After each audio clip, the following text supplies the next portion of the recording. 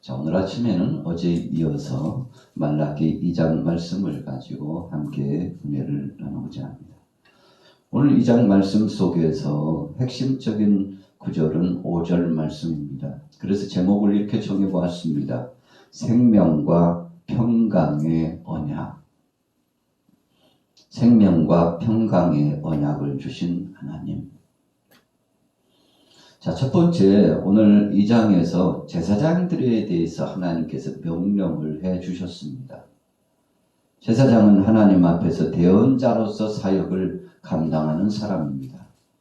하나님의 생명된 말씀을 백성들에게 잘 가르치는 가르침의 사역도 있습니다. 예배를 집례하고 하나님과 우리 인생들 사이의 중보자로서의 역할도 감당합니다만 주님의 생명된 말씀을 올바로 전하여 백성들을 깨우치는 막중한 사명이 있는 자가 바로 제사장이라고 말씀하고 있습니다. 그러려면 먼저 제사장들이 바로 서야 된다는 것이죠. 영적인 지도자가 바로 서지 않으면 세대가 함께 악하여 폐역한 세대가 될 수밖에 없다는 사실을 하나님은 경고하고 계십니다. 오늘날도 마찬가지입니다. 하나님께서 부르시는 그리고 부리시는 종들인 영적인 지도자들이 바로 서야만이 세상이 바로 서 나갈 수 있다는 것입니다. 그래서 2절 말씀에 세 가지 중요한 철칙을 지켜나갈 것을 말씀했죠. 뭐라고 말씀하고 있습니까? 자, 2절에 보시면 너희가 만일 듣지 아니하며 그랬어요. 여러분, 그래서 제사장들은 맨 먼저 하나님 앞에서 주의 말씀을 잘 듣는 자가 되는 것입니다. 믿음은 들음에서 나고 들음은 그리스도의 말씀으로 말미암는다고 하셨죠. 여러분, 그래서 가장 초보적인 신앙, 그러면서도 밑바탕의 기초적인 신앙은 듣는 데서 출발합니다. 우리가 인간관계 속에서도 상대를 배려하고 사랑하고 존중하는 마음은 상대의 말을 잘 들어주는 것입니다. 상대가 이야기하고 있는데 딴짓하거나 고개를 돌리거나 말하든가 말거나 당신은 당신이고 나는 나라고 생각하면 상대에 대하여 모독하는 것이죠. 집중하는 것입니다. 상대가 내게 하고자 하는 말을 들어주는 것입니다. 제사장은 하나님 앞에서 대언자로서 그리고 사명자로서 종으로서 하나님이 부르시는 일꾼으로서 하나님의 말씀을 잘 귀로 듣고 그 말씀에 아멘으로 화답해야 합니다. 여러분, 이것이 출발점입니다. 두 번째는 무엇입니까? 2절 중반에 보니까 마음에 두지 아니하였다 그랬어요. 하나님이 몹시 안타까워하셨습니다. 하나님의 말씀을 듣지 아니할 뿐만 아니라 마음에도 두지 않았다. 그러니까 반대로 말씀드리면 하나님의 말씀을 아멘으로 화답하여 받아먹고 그리고는 그 말씀이 사악한 원수마귀 권세에게 빼앗기기 전에 세상의 세파에 휘둘려 가지고 그 말씀을 상실하고 잊어버리기 전에 마음밭에 씨를 뿌리고 간직하라는 것입니다.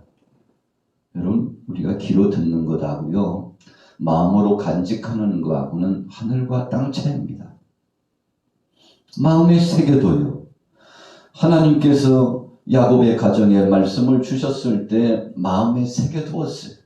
요셉에 대해서 하나님께서 계시적인 환상을 주시고 꿈으로 허락하여 주셨을 때 다른 사람을 몰라도 야곱은 그 하나님의 섭리 앞에 무릎을 꿇고 마음에 새겨두었다고 했습니다.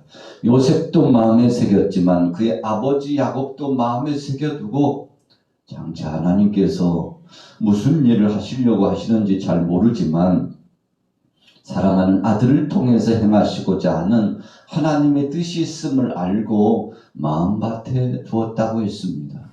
아주 중요한 것입니다. 세 번째는 무엇인가요? 2절 중반에 보니까 내 이름을 영화롭게 하지 아니하였다.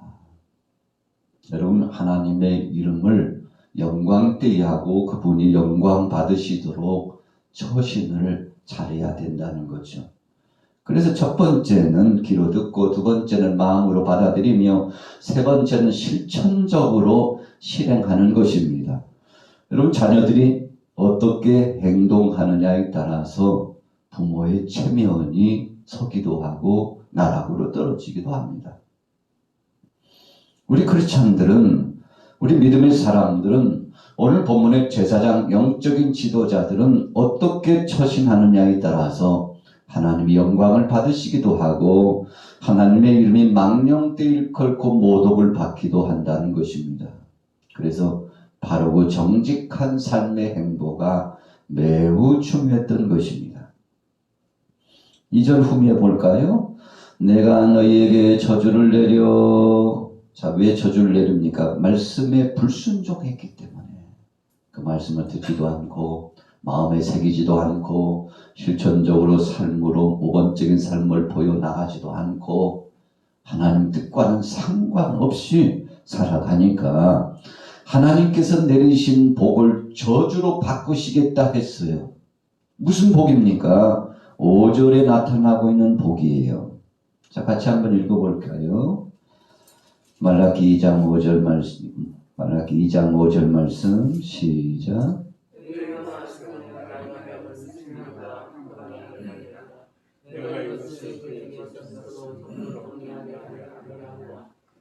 그가 나를 경외하고 내 이름을 두려워하였으며. 여러분, 민수기 25장 12절과 13절에 보면 우리가 잘 아는 대로 비느하스가 하나님의 뜻을 받들어서 음탕한 짓을 행하는 자를 가서 심판했습니다. 여러분, 끊임없는 감염병들이 돌아가지고 사람들이 죽어갔어요. 죄악의 역사는 질병을 끌어오기도 합니다. 여러분, 죄악의 역사는 하나님의 심판이 지속됩니다. 그런데 음탕하고 하나님의 뜻을 거스리며 회중을 더럽히는 자를 심판하고 하나님의 뜻 가운데 순응해 나갔더니 감염병들이 사라졌어요. 여러분, 즉시 그 감염병들이 그쳤습니다. 아주 중요한 의미의 말씀입니다. 사람들이 전염병 때문에 죽어갔는데 하나님 앞에서 바른 정의를 세우고 말씀 안에서 성병을 된 삶을 살도록 경고의 나팔을 감당했더니 여러분, 주위에 있었던 감염병이 사라지고 새로운 삶이 이어져 나갔다는 의미의 말씀이 있었죠. 여러분, 그래서 이 레위 족속들, 제사장들, 영적인 지도자들, 하나님 앞에 부름받은 믿음의 사람들은 생명과 평강의 언약을 중요시 여겨야 합니다. 이게 무슨 말씀인가 하면 우리가 거룩하게 살아가면 거룩한 역사의 열매가 맺혀지고 부정하게 살아가면 부정한 역사의 심판이 반드시 온다는 것입니다. 여러분, 그래서 우리 믿음의 사람들은 세상에 돌아가는 이 이치와 상황을 보면서 하나님의 섭리를 기억해야 돼요. 도대체 세상이 요즘 왜 그러는지 몰라. 이렇게 생각하고 물음표만 던지고 의문시할 것이 아니라 주님, 도대체 왜 그런 것인지 우리에게 알게 하옵소서. 그런데 민수기 25장에서는 시대에 대한 경종과 자기 자신을 돌아봄에 있어서 순결하고 성별된 삶으로 회복함을 받았다는 것입니다. 자, 2절로 다시 돌아가 보면 너희의 복을 저주하리라. 여러분, 이 복이 무엇입니까? 유전적으로 이 백성들이, 특별히 레위 족속들이 제사장 가문을 유지하는 것입니다. 여러분, 늘상 하던 대로 그렇게 평범하게 그렇게 그대로 살아간다는 것이 굉장히 행복입니다. 일상이 복이라는 거죠. 어제 그랬던 것처럼 오늘도 그럴 수 있다는 거 감사한 것입니다. 작년에 추수했던 것처럼 올해도 이제 얼마 있지 않으면 추수의 기쁨이 있습니다만 그런 소득의 잔이 높아지기를 소원하는 거죠. 그러나 자칫 잘못하면 태풍 때문에 또 올 가을에 계속 이어지고 있는 너무 많은 비 때문에 적지 않게 피해를 입을 수도 있다는 거 아닙니까? 작년과는 다를 수 있어요. 그러나 작년만큼 정말 복을 누리면서 살아갔던 작년만큼 유지할 수 있다면 얼마나 감사한 것입니까? 그래서 하나님 앞에 받은 그 복을 유지한다는 것이 매우 중요하죠. 우리 신앙인들이 경각심을 가져서 우리를 돌아보는 것 가운데 하나가 평시에 그 은사와 은혜를 유지하는 것입니다. 목회자인 저와 우리 사랑하는 동역자인 여러분들은 이제 요즘은 하나님 앞에서 만인 제사장입니다. 누구나 제사장이라는 거예요. 이 의미는 누구나 하나님 앞에서 소금과 빛의 직분을 감당하는 영적인 지도자의 사명이 있다는 것입니다. 여러분, 그래서 과거에 당신은 지도자고 나는 아니니까 이런 맥락의 의미를 가지면 큰일 난다는 것입니다.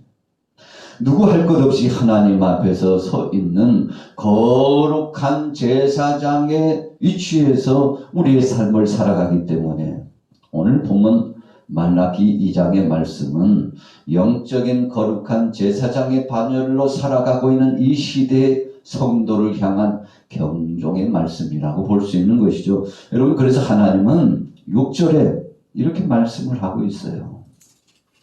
같이 읽어볼게요.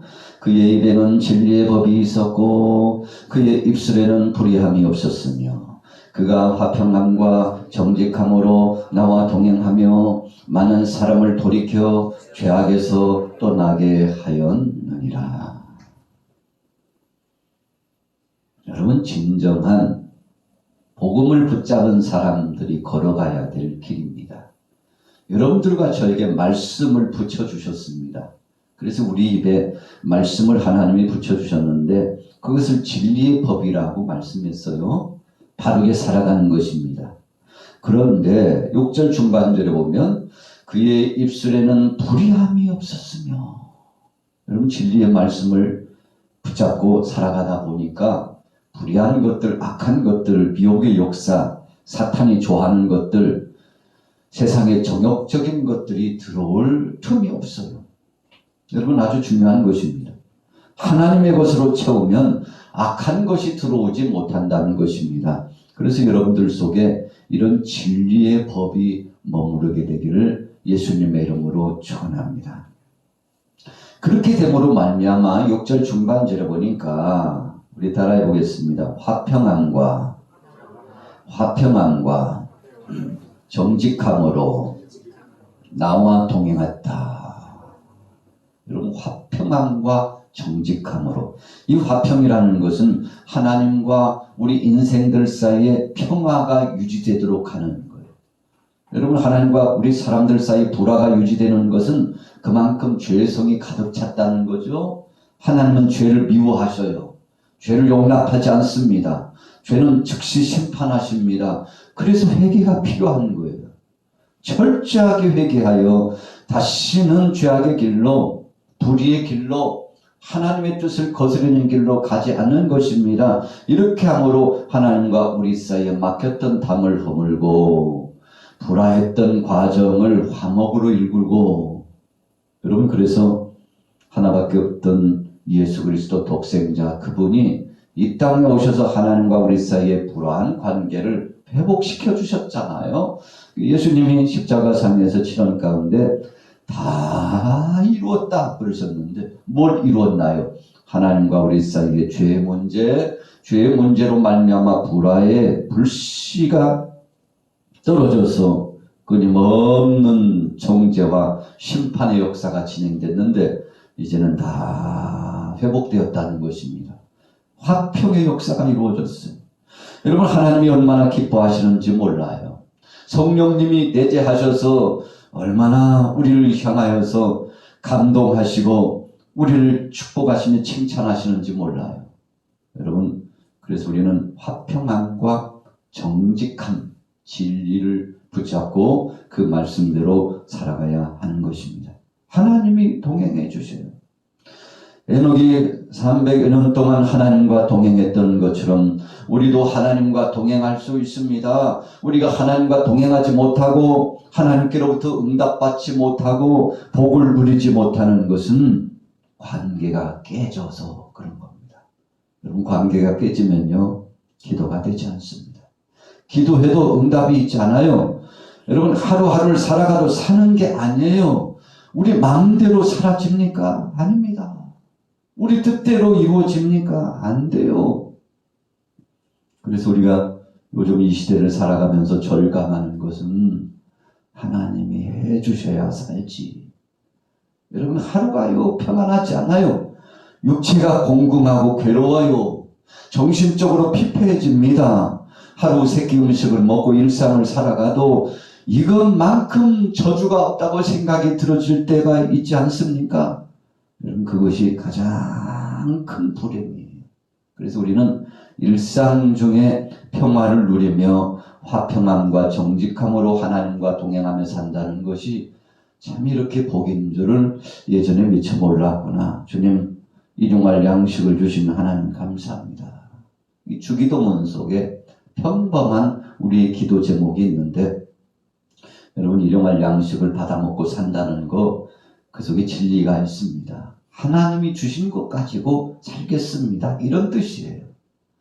내가 움켜쥐려고 하지 않고 내가 몸부림치지 않고 하나님 앞에 맡기고 하나님이 해 주실 것이라는 것을 기억하고 그의 나라와 그의 의를 구하여 살아가는 믿음.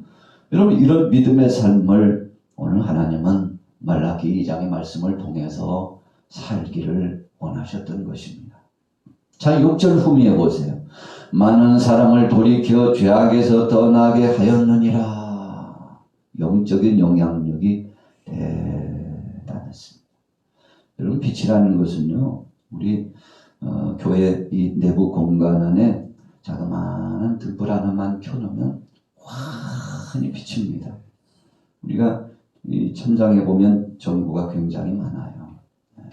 여러분, 그런데 그 많은 개수 필요하지만 그 중에 하나만 잘 밝혀줘도 이 성전 안이 환히 비춰져요. 무슨 뜻입니까? 저나 여러분들이나 우리 중에 정말 몇 사람만 깨어있으면 이 시대가 밝아질 수 있다는 것입니다. 가정에 들어가면 가정이 밝아지고 교회에서는 교회에서 나름대로, 지역에서는 지역대로. 여러분, 그래서 우리 믿음의 사람들, 진리의 말씀을 붙잡고 있는 사람의 사명이 큰 겁니다.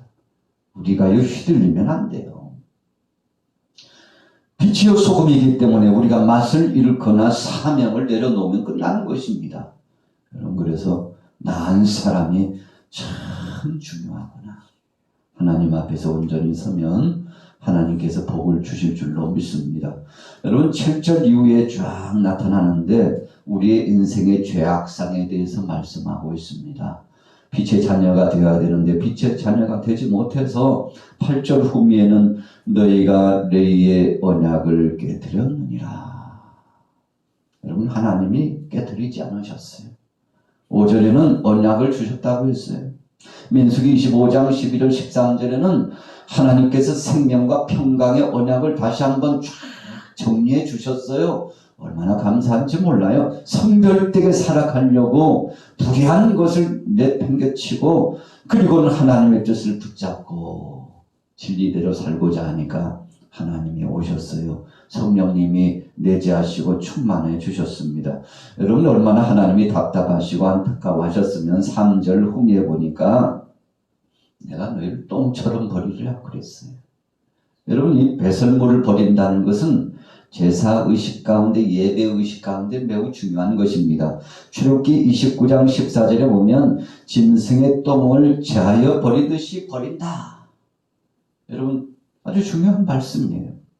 그래서 하나님 앞에 번제물을 올리고 헌물을 올릴 때 이 속에 있는 것을 싹 긁어내고 깨끗하게 해서 올려야 돼요.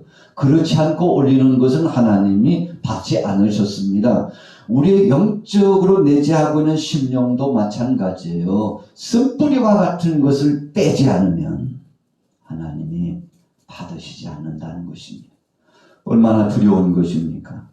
마태복음 5장 13절 말씀처럼 소금이 그 맛을 잃으면 얼마나 탄식될 일입니까? 그래서 오늘 예수님께서도 우리에게 경종의 말씀을 주셨죠. 10절 후미에 보세요.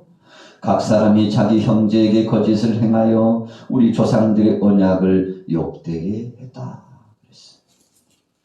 12절 후미에 여호와께서 야곱의 장막 가운데서 끊어버리시라. 야곱의 장막은요, 축복의 장막입니다. 야곱이 사랑하는 자녀들을 불러서 일일이 축복해 주었어요. 여러분, 자자손손 복을 받았습니다. 그런데 그것을 이제 하나님이 끊으시겠다고 말씀하시는데, 이건 저주 중에서 상저주입니다. 이런 저주는 없어요. 여러분, 그대로 이어져 왔던 것이 끊어진다는 거 얼마나 탄식된 것입니까? 13절에 보세요. 눈물과 울음과 탄식으로 여호와의 제단을 가리게 하는도다. 그러므로 여호와께서 다시는 너희의 봉헌물을 돌아보지도 아니하신다. 여러분, 마음 아픈 이야기죠. 우리는 그런 상황에 들어가서는 안 됩니다. 14절 후미에 보세요. 그는 내 짝이요 너와 서약한 아내로 돼 네가 그에게 거짓을 행하였도다. 여러분, 영적인 지도자인 믿음의 사람들이, 또 하나님 앞에 택함 받은 백성들이 가정을 깨고 하나님 뜻대로 살지 못하고 부도덕하고 하나님의 그 섭리의 뜻을 거스려서 살아가는 세대들이 되었는데, 언제요? 여러분, 약 2400, 500여 년 전에 하나님께서 포로 기한의 감격을 주시고 예루살렘을 재건하고 감격스러운 은혜를 주셨음에도 불구하고 그 은혜에 감사하지 못하고 영적인 지도자들인 제사장부터 시작해서 백성들이 다 타락하고 하나님의 뜻을 거스리니 하나님이 마음 아프셔서 말라기 선지자를 통해서 내 사자 말라기야, 네가 가서 이 백성들을 깨우치라. 그래서 여러분, 예수님이 오시기 전에 마지막 선지자 아닙니까? 하나님의 뜻을 전했어요. 내 백성들아 돌아오라는 것입니다. 지금 돌아오지 않으면 심판을 받을 수밖에 없다는 말씀.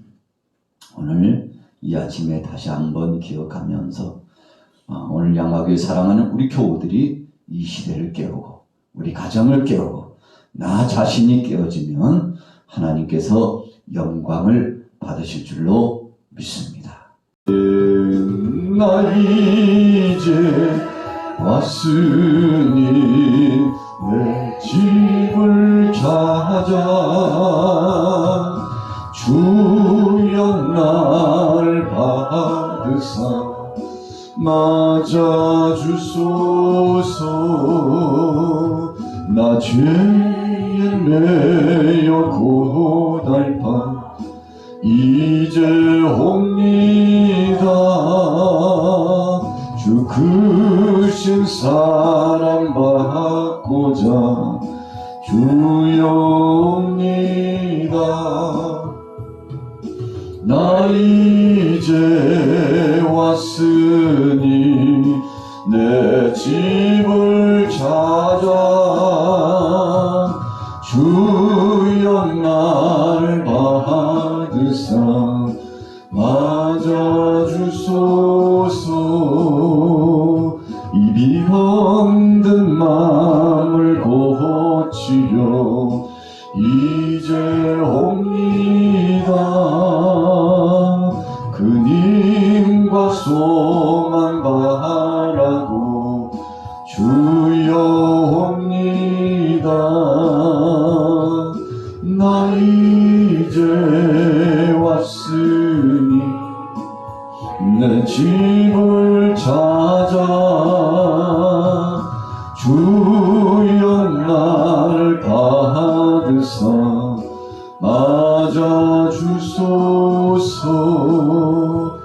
나 바랄 것이 무언가 우리 주 예수